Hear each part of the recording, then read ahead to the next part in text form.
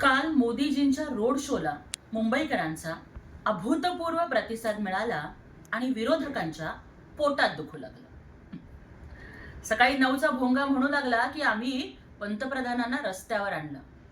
पण तुम्हाला काय माहिती, लोकांची सुख दुःख समजून घ्यायला रस्त्यावरतीच यावं लागतं आणि आमचं नेतृत्व हे जनतेच्या सुख दुःखाशी एकरूप होणारं नेतृत्व आहे आणि त्यामुळे ते नेहमी 24/7 जनतेमध्ये असतं, रस्त्यावर गर्दीत असतं, लोकात असतं. तुमच्यासारखं समस्या घेऊन येणाऱ्या लोकांच्यासाठी दारं बंद करायची आणि खिडकीतनं मजा बघायची अशा पद्धतीचं घरबशा आणि घर कोंबडं नेतृत्व आमचं नाहीये.